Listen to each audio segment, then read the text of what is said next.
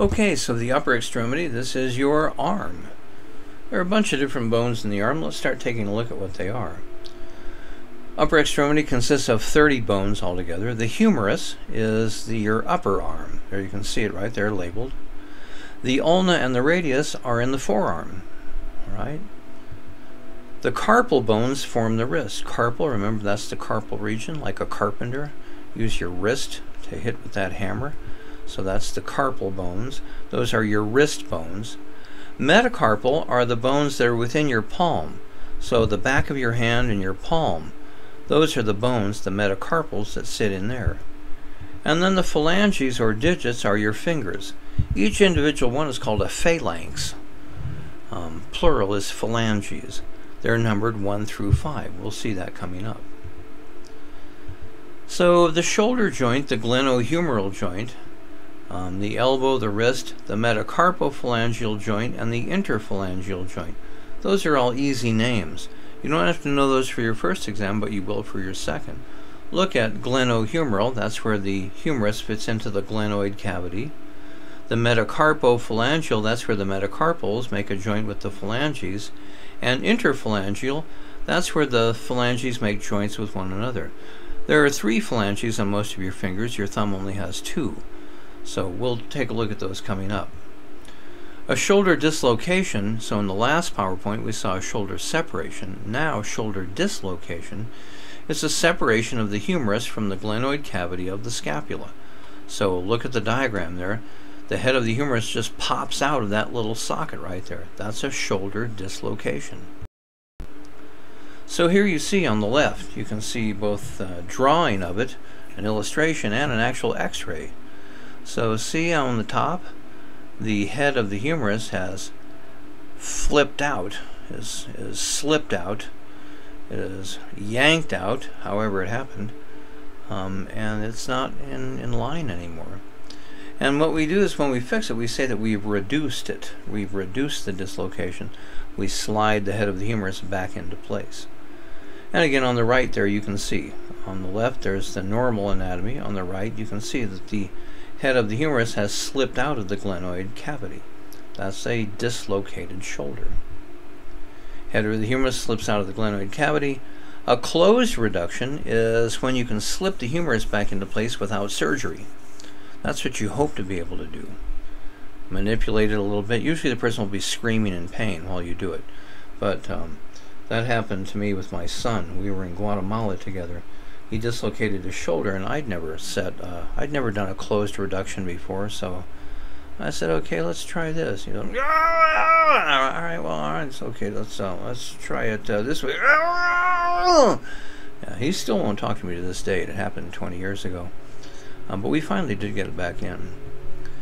Open reduction means that it's come so far out that you have to do surgery to get it back in. So closed reduction, open reduction, either it takes surgery or not. Severe or frequent dislocations will require surgical ligament repair. That's what my son finally did. His shoulder started slipping out then more and more often. He would just be doing some kind of regular thing and lean on something, and it would pop right out, and he'd be in pain. Finally, he just went and got it operated on. And what do you suppose they do? Remember what holds bones in place? Ligaments. So they literally just tighten up the ligaments. They just basically shorten them up and stitch them up, and now he's never dislocated his shoulder ever since they did that repair.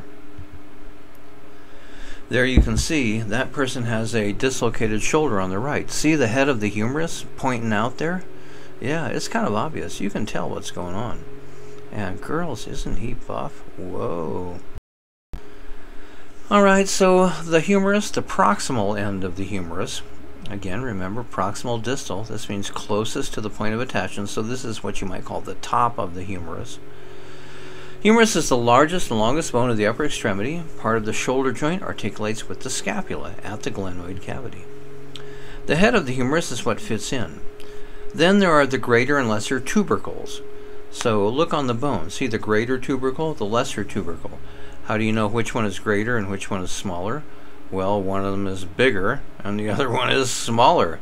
It's that easy, okay? Don't make it complicated. Those are for muscle attachments. All right. Again, they don't form joints. The head forms the joint. It's the tubercles where muscles attach. Then notice there's a little space in between. That's the intertubercular sulcus.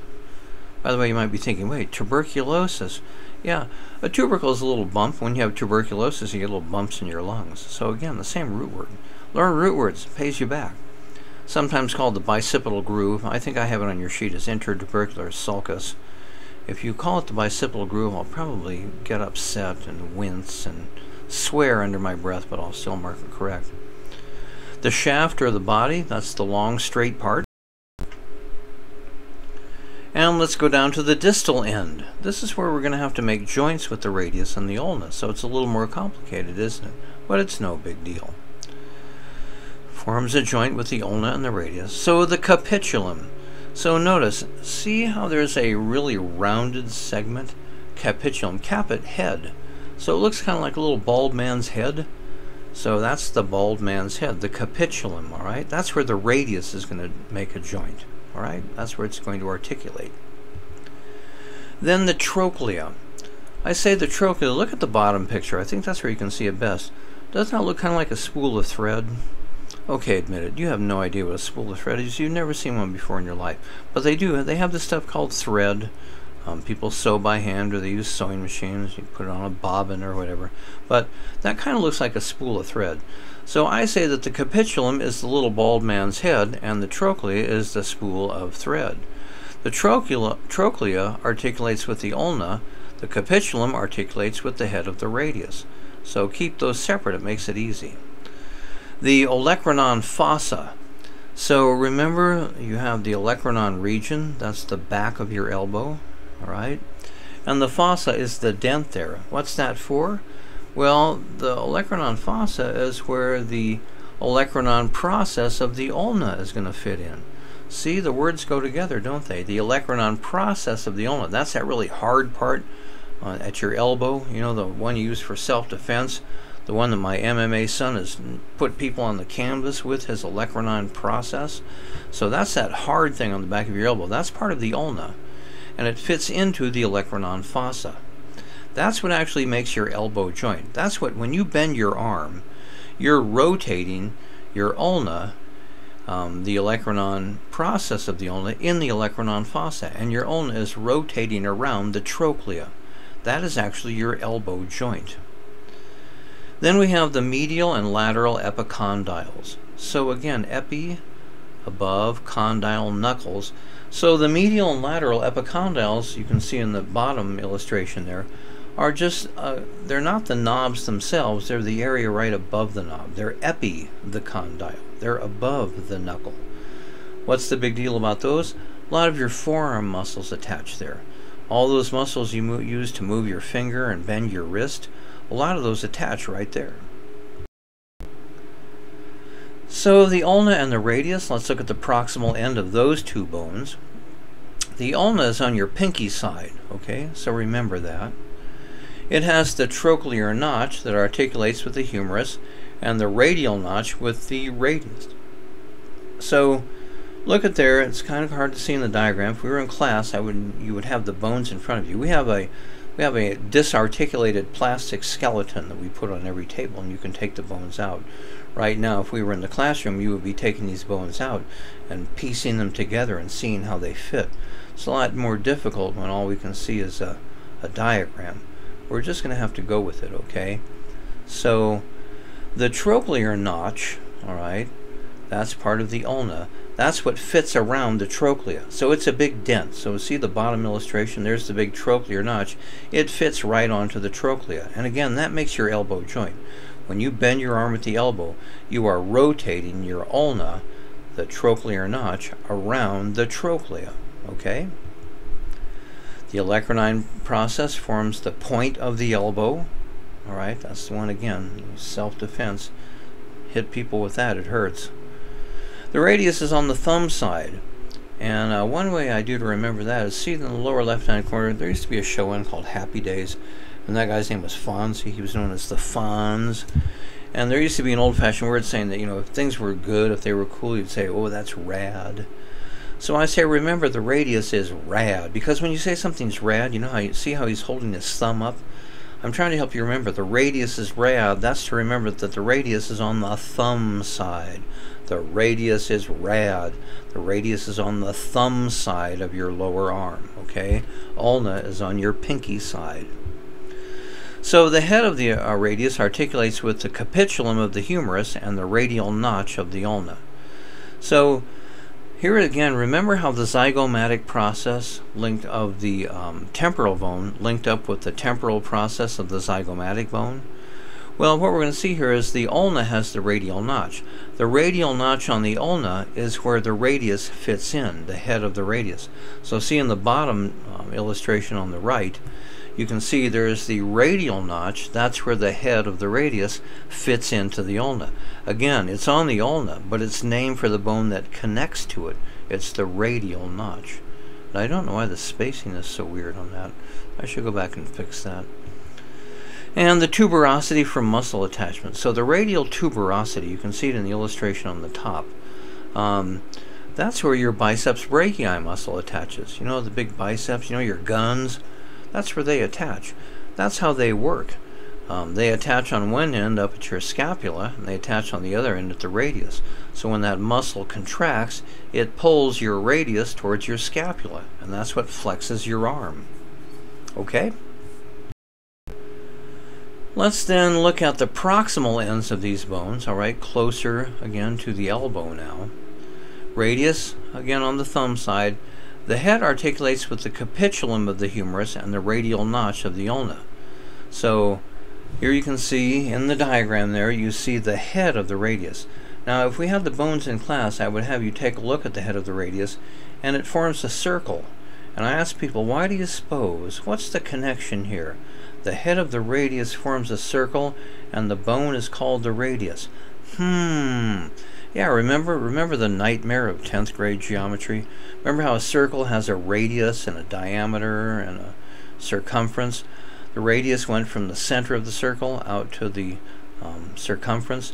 So, in other words, radius has to do with circles. So the head of the radius is a big circular knob, okay?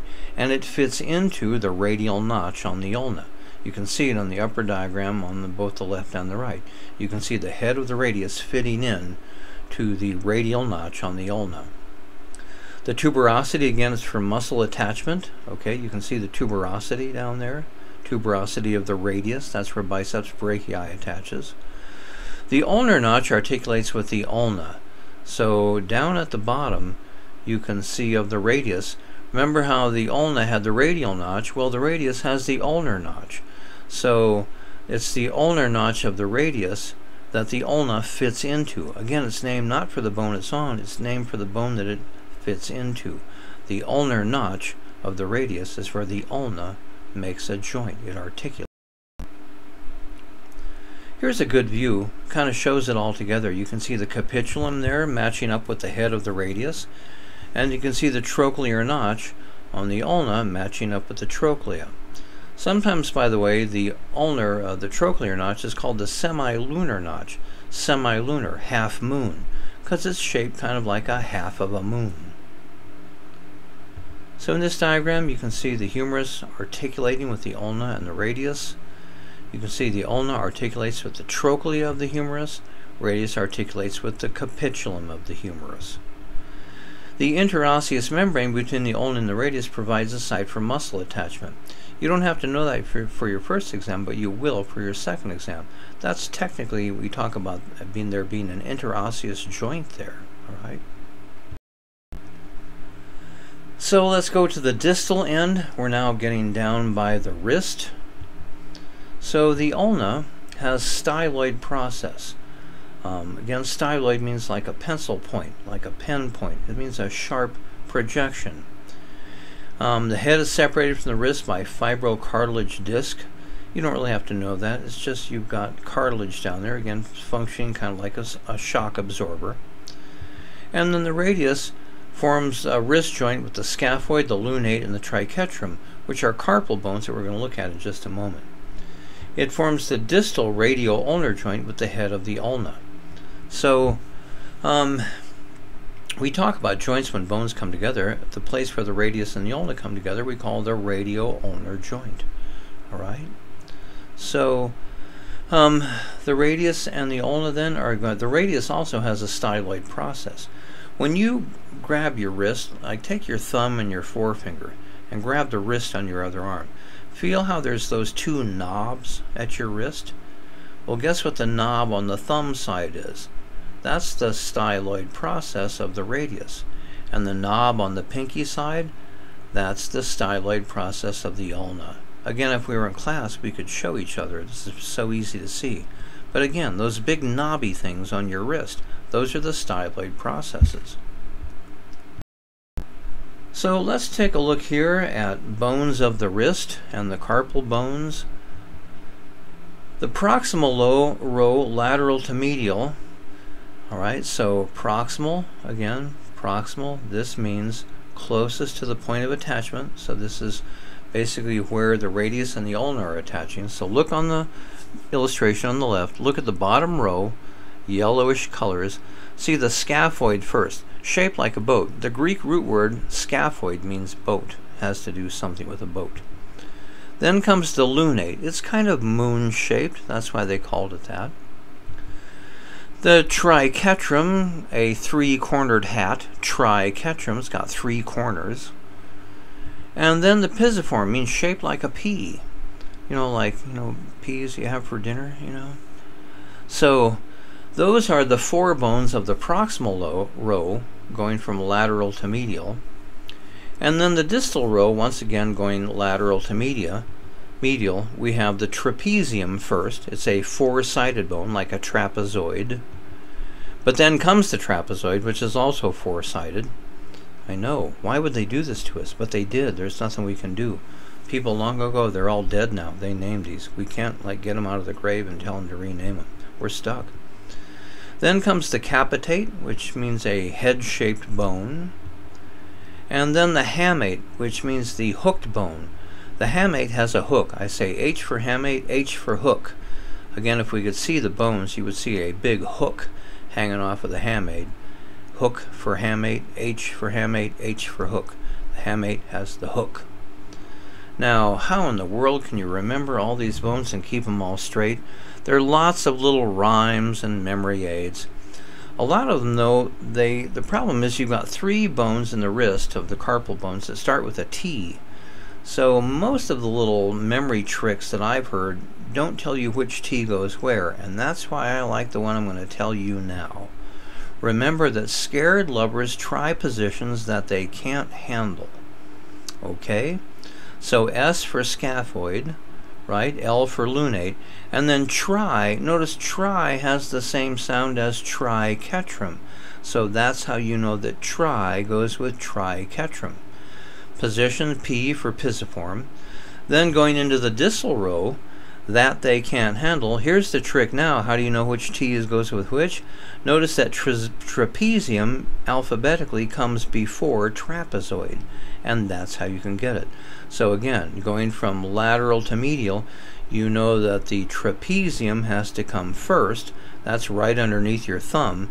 Then comes the trapezoid, then the capitate, then the hamate.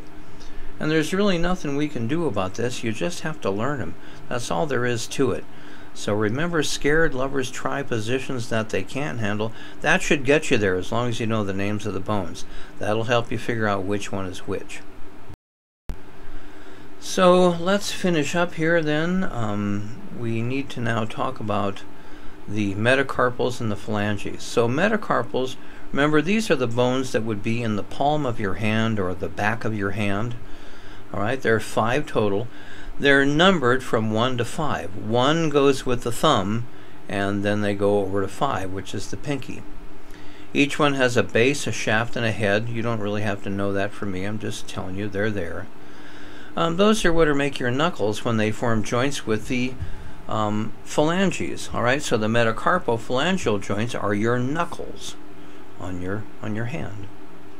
Phalanges are your digits. Again, they're numbered 1 through 5. Each one individually is called a phalanx, plural phalanges. All right. And then there are 3 phalanges for most of your fingers. We have the proximal, middle, and distal phalanx. The thumb, however, only has 2. So the thumb has a proximal and a distal phalanx. It has no middle phalanx.